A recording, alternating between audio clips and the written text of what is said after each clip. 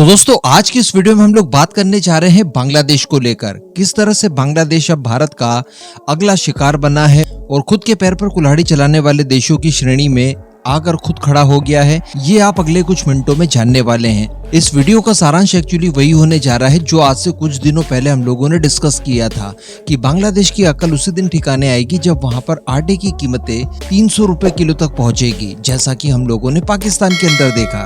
तो चलिए आगे शुरू करते हैं। आप बस अपने खुद के इस चैनल को सब्सक्राइब जरूर कर लीजिएगा।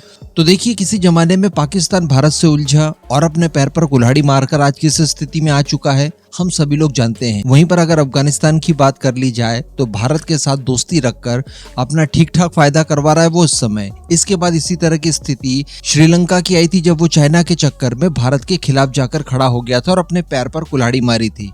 स्थितियां क्या हुई हम सभी लोगों ने देखा। रिसेंटली हम लोगों ने मालदीव की भी स्थिति देखी। इसने भी चाइना के चक्कर में अपने पैर पर कुल्हाड़ी मारते हुए भारत के साथ दुश्मनी रखी और आज स्थिति ऐसी हो गई है कि इनके पास आखिरी डॉलर भी खर्च हो चुका है। संभवतः आज की अगली वीडियो में हम लोग मालदीव को लेकर डिस्कस करेंगे, लेकिन इसी श्रेणी में अब बांग्लादेश का नाम भी हम लोग ले सकते हैं। बांग्लादेश की बात की जाए तो एशिया के उन गिने चुने देशों में आकर खड़ा होता था जिनकी आर्थिक स्थिति लगातार अच्छे से सुधर रही थी, लेकिन सडनली वहां पर तख्ता पलट होता है, भारत विरोधी गतिविधियां शुरू हो जाती है। उसके बाद इनके क्राइसिस शुरू हो जाते हैं। क्योंकि मैं आपको बता दूं कि 20 से 21 दिन ही हुए हैं अभी तख्ता पलट को लेकर, लेकिन बांग्लादेश के अंदर फाइनेंशियल क्राइसिस ने दस्तक दे दी है। जी हाँ, एक तो इनकी जो करेंसी है टका, वो डॉलर की तुलना में लगातार गिरते जा रही है। इनका जो विदेशी मुद्रा भंडार है उसमें भी लगातार कमी होते जा रही है। इसके साथ साथ इनके कई सारे बिल्स जो हैं वो ड्यू पड़े हैं, जिसमें सबसे ज्यादा जरूरी है एनर्जी सेक्टर वाले बिल, जिन्हें की हर हाल में जल्द से जल्द पूरा करना है, वरना बिजली से लेकर पेट्रोलियम तक की सप्लाई इनके देश में रुक जाएगी और उसके बाद क्या होगा वो आपको बताने की जरूरत नहीं है। तो इसी परिप्रेक्ष्य में कुल 2 खबरें निकल कर आ रही है। पहली खबर की बात की जाए तो पाकिस्तान की तरह ही बांग्लादेश द्वारा भी अब वर्ल्ड बैंक के सामने हाथ फैला लिया गया है। जी हाँ, रिपोर्ट में स्पष्ट रूप से बताया जा रहा है कि तख्ता पलट और हिंसक कार्रवाइयां जो बांग्लादेश के अंदर हुई है, इसकी वजह से इनकी इकोनॉमी अब लगातार बिगड़ती जा रही है। अंतरिम गवर्नमेंट जो है उसके ऊपर बहुत ही ज्यादा अब दबाव पड़ने लगा है। इसी वजह से बांग्लादेश के अंतरिम गवर्नमेंट का जो सलाहकार है मोहम्मद फैजल खान,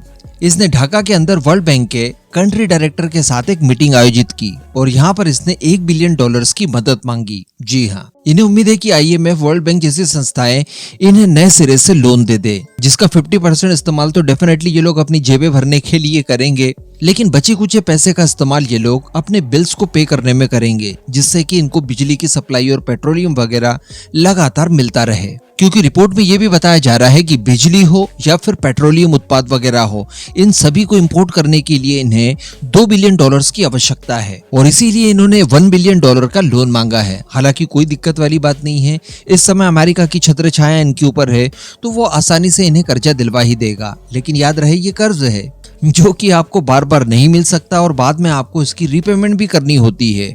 तो अल्टीमेटली आत्मनिर्भरता से ये लोग भिखारी तो बन ही चुके हैं। अब इसकी अगली खबर की बात कर ली जाए तो वो इसी संदर्भ में है और सीधे सीधे भारत से जुड़ी हुई है, क्योंकि बताया ये जा रहा है कि भारत के अडानी ग्रुप का 6,711 करोड़ रुपए इनके ऊपर बकाया है, लगभग $80 करोड़, और ये बकाया है बिजली बिल के रूप में। मैंने आपको बताया था कि अडानी ग्रुप द्वारा इन्हें एक पावर प्लांट की 100% बिजली एक्सपोर्ट की जाती है और ये पावर प्लांट झारखंड में मौजूद है। एक थर्मल पावर प्लांट है जहाँ पर लगभग 1600 मेगावाट की इलेक्ट्रिसिटी जनरेट की जाती है। हालांकि बांग्लादेश को हम लोग कई और माध्यम से भी बिजली को एक्सपोर्ट करते हैं, लेकिन इस पावर प्लांट की बात की जाए तो अडानी ग्रुप द्वारा 100% बिजली बांग्लादेश को भेजी जाती है, लेकिन इसकी पेमेंट अभी तक इनकी तरफ से नहीं की गई है।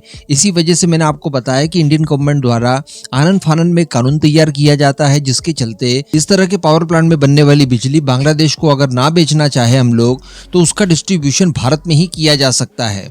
तो अब बताया जा रहा है कि अडानी ग्रुप द्वारा अपना ये बकाया पैसा बांग्लादेश से मांगना शुरू कर दिया गया है। इसके अलावा एक्सपर्ट्स का ये मानना है कि जल्द से जल्द अगर बांग्लादेश द्वारा ये पेमेंट अडानी ग्रुप को नहीं की गई तो अडानी ग्रुप बिल्कुल भी देरी नहीं करेगा इनकी सप्लाई काट देने को लेकर, क्योंकि कानून तो पहले ही तैयार कर लिए गए हैं भारत द्वारा कि वो बिजली भारत में ही उसके बाद इस्तेमाल की जा सकेगी। कोई प्रॉब्लम नहीं आएगी बांग्लादेश की बिजली बंद करने को लेकर, और अगर ऐसा होता है तो बांग्लादेश अंधकार में डूब जाएगा। क्योंकि मैंने आपको बताया कि ये एक लौता पावर प्लांट नहीं है जिसकी बिजली हम लोग बांग्लादेश को सप्लाई करते हैं, कई और माध्यमों से भी हम लोग उससे बिजली सप्लाई करते हैं और उन सभी के पेमेंट्स ड्यू होगी ही होगी। और ये कर्ज चूंकि एक कंपनी का है जहां पर आप लेट लतीफी नहीं कर सकते। गवर्नमेंट टू गवर्नमेंट जो लोन दिया जा सकता है उसमें फिर भी गवर्नमेंट अपने रिलेशनशिप को देखते हुए आगे पीछे एडजस्टमेंट कर लेती है, रिस्ट्रक्चरिंग भी कर लेती है लोन का। लेकिन प्राइवेट कंपनियां तो हाथों हाथ अपना पैसा चाहती है, अगर नहीं दे पाते तो वो आपको सेवाएं बंद कर देती है। तो जो भारतीय सरकार का कर्ज इनके ऊपर है